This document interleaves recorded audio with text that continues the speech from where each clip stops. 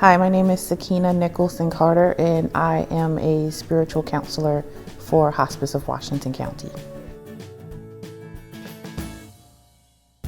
It pursued me. When I graduated from seminary, I had to do several units of CPE, which is clinical pastoral education. So I was a pediatric chaplain for a year, and then I worked as a chaplain for Durham VA. And then I got a call from a rabbi. I don't know how he got my resume, but he said, "Yeah, I saw your resume and I saw your name. I love it. Can you come and interview with me?" And I was like, "Okay, I live in Maryland." "Oh, okay, because I live in North Carolina." So I came up here and interviewed with him. It went great, and that's how I ended up here in Maryland from North Carolina. So I was initially looking for hospital chaplaincy, but I got called to hospice chaplaincy.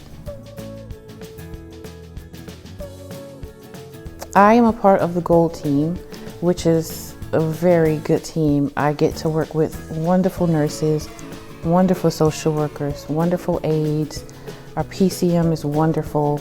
So Monday, Wednesday, and Friday, usually we communicate with each other about what we have going on for that day. Because of the pandemic, I call before I come now. So I call my patients to see, when will be a good day for me to come and visit with you. If it's over the phone, then, I offer a over the phone visit. But if they are open to face-to-face visits, then I will go to their home. Or I'm also a chaplain over some of the facilities. So I go to the facilities and I have several patients there that I visit on a regular basis. I always try to connect with both patient and family. I make sure that I let family know that we are here for family members and caregivers as well. So that's one of my main objectives when I go to visit people or when I talk to people over the phone. Usually, if you want to communicate with the patient, you have to go through their caregiver first. And so I want to make sure that caregivers know that we are here for them. It's not easy being a patient, but it's also not easy being a caregiver. And what a lot of people don't realize until they're in that role is that caregiving is a full-time job. And it can get really stressful, especially if you're not mentally or prepared for being a full-time caregiver. And so I try to connect with them, validate how they're feeling, make sure that they know that what they're feeling is not abnormal, and that they're not walking this walk alone, that there are families all over the county who are dealing with the same thing. When I do visit with patients, I like to get people's story. I want to hear, what was your childhood like? What kind of job did you have? Did you work inside the home or outside the home? Or what was that like for you? I also like to ask children, what kind of parent was she? What kind of dad was he? What kind of things did you guys do together? And I also try to pinpoint the legacy that the patient is leaving with either the children, the grandchildren, or other family members. So trying to establish a legacy for them to remember the patient by. I like singing with my patients and for my family members. I find that really gratifying. I didn't sing for a very long time, but once I finally found my voice, I feel comfortable singing, and I love singing with them.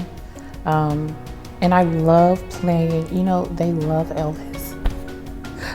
So, I'm like, "You want to hear some Elvis?" And they're like, "Yes," So I find that gratifying, just kind of connecting with them on a musical level. Or I had one patient who was a literature major, and so we sat and we read old literature, and she really, really enjoyed that. Just kind of connecting wherever they are, and not being, judgmental about where they've been. Offering validation, I think, is probably the biggest part of my job. is offering validation for feelings.